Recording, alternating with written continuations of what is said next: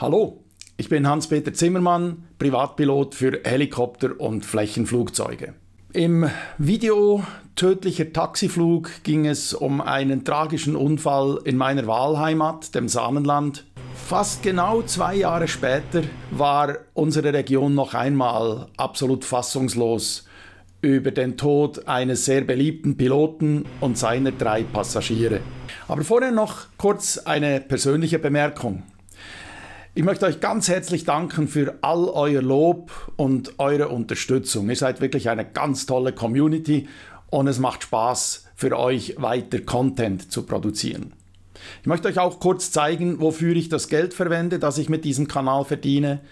Natürlich zum einen, um weitere Videos zu produzieren. Ich muss auf andere Tätigkeiten verzichten, die Geld bringen würden, aber das ist kein Müssen, denn ich mache das sehr gern, was ich hier tue. Und ich finde auch, es hat einen nützlichen Zweck, nämlich der Vorbeugung von weiteren Flugunfällen.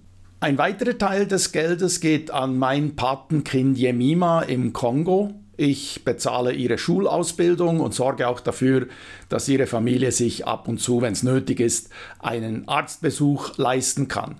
Daneben gilt Hilfe zur Selbsthilfe. Von meinem, glaube ich, vorletzten Weihnachtsgeld hat die Organisation Motema Kongo eine Ziege gekauft und sie der Familie von Jemima geschenkt, damit sie eben sich in Sachen Milch selbst versorgen können.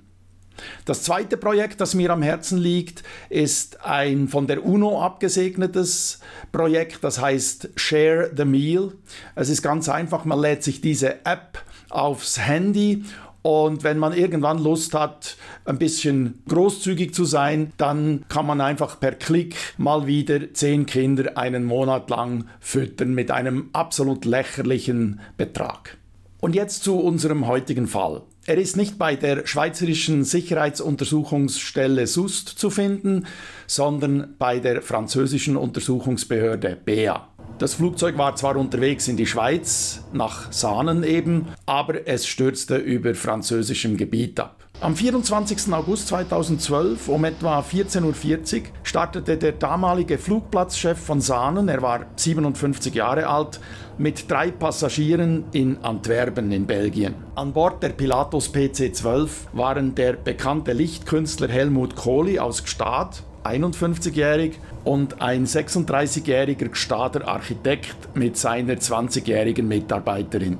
Der Flug war als IFR-VFR-Flug geplant. Wenn man nach Saanen fliegt, kann man zwar im Blindflug in die Nähe fliegen, aber die letzten paar Kilometer, die muss man auf Sicht fliegen, weil die engen Täler, die da in Saanen zusammenlaufen, die erlauben keinen Blindflug. Das heißt, an einem gewissen Punkt muss der Pilot den IFR-Flugplan canceln und dann VFR weiterfliegen. Die Reiseflughöhe war Flight Level 260, also 26.000 Fuß, etwa 8.000 Meter. Etwa 1 Stunde 15 Minuten nach dem Start, immer noch IFR, bekam der Pilot vom Controller in Genf die Clearance, auf Flight Level 210 zu sinken und Richtung Saanen zu fliegen. Kurze Zeit später sah man auf dem Radar, dass das Flugzeug von der geplanten Route abwich. Auf eine Nachfrage des Controllers sagte der Pilot, er habe Schwierigkeiten mit dem Autopiloten. Der Controller gab ihm daraufhin ein Heading von 165 Grad vor und fragte, "Are you okay? Okay for the safety? It's good for you?" Der Pilot antwortete, er habe ein großes Problem. Die Radardaten zeigten enge Kurven im Sinkflug. Auf Nachfrage des Controllers sagte der Pilot, er sei in Total IMC, also in Instrument Meteorological Conditions, mit anderen Worten, mitten in der Suppe und ohne Sicht.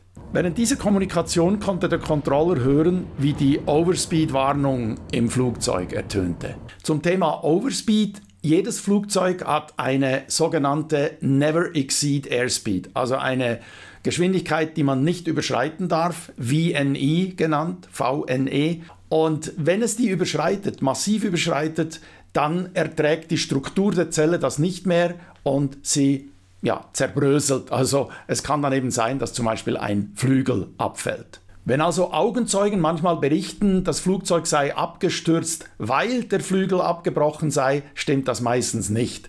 Der Flügel ist abgebrochen, weil es ein Overspeed gab und die Zelle eben diese Geschwindigkeit nicht mehr ertragen hat. Und dann ist klar, wenn der Flügel weg ist, gibt es keine Rettung mehr. Bei der letzten Kommunikation sank das Flugzeug mit über 15.000 Fuß pro Minute, was extrem ist, um gleich darauf mit derselben Rate zu steigen. Die Geschwindigkeit betrug dabei um die 270 Knoten. 20 Sekunden später brach der rechte Flügel ab und das Flugzeug stürzte in der Nähe von Solmont, Frankreich, also in der Nähe der Schweizer Grenze, ab. Der Pilot besaß seit 2005 eine Berufspilotenlizenz mit IFR-Rating. Er war auch ein erfahrener Gletscherpilot, Fluglehrer und sogar Prüfer. Er konnte über 5.900 Flugstunden vorweisen, davon über 1.700 in der Pilatus PC-12 und über 1.200 Stunden IFR. Ein Bekannter des Piloten wusste gegenüber den Untersuchungsbehörden nur Gutes über ihn zu berichten. Er sei ein vorsichtiger Pilot gewesen und er hätte Gewitterzellen immer großräumig umflogen.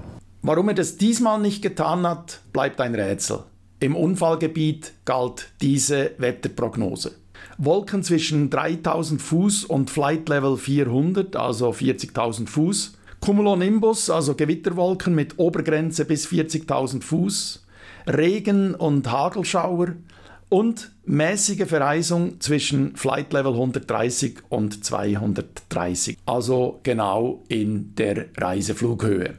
Das Flugzeug war mit Wetterradar und einer Enteisungsanlage ausgerüstet. Allerdings war es so sehr zerstört, dass man nicht mehr nachweisen konnte, ob diese Anlagen funktioniert haben zur Zeit des Unfalls. Dazu ist zu sagen, wenn ein Flugzeug mit extrem hoher Geschwindigkeit auf dem Boden auftrifft, kann es gut sein, dass es praktisch pulverisiert. So geschehen zum Beispiel beim Germanwings Absturz, wo der Co-Pilot Selbstmord begangen hat und absichtlich das Flugzeug in einen Berg in Frankreich gesteuert hat. Die Untersuchungsbehörden haben gesagt, dass viele Teile tief in der Erde vergraben waren. Dann ist es natürlich logisch, wenn man von oben diese Unfallstelle betrachtet, dass man nicht glauben kann, dass da ein ganzes Flugzeug abgestürzt ist, wenn die Hälfte des Flugzeugs unter der Erde begraben ist. Vielleicht sollten sich das auch die 9/11-Verschwörungserzähler mal zu Herzen nehmen. Es gab nach diesem Unfall mit der Hotel Bravo Foxtrot Papa Zulu einige Spekulationen, ob tatsächlich ein Problem mit dem Autopiloten bestanden habe. Aber die Pilatus-Werke konnten glaubhaft darlegen, dass ein leicht abnormales Verhalten des Autopiloten bei gewissen Verhältnissen im Flugzeughandbuch klar beschrieben sei und dass die Piloten auch instruiert würden, wie sie damit umgehen müssen.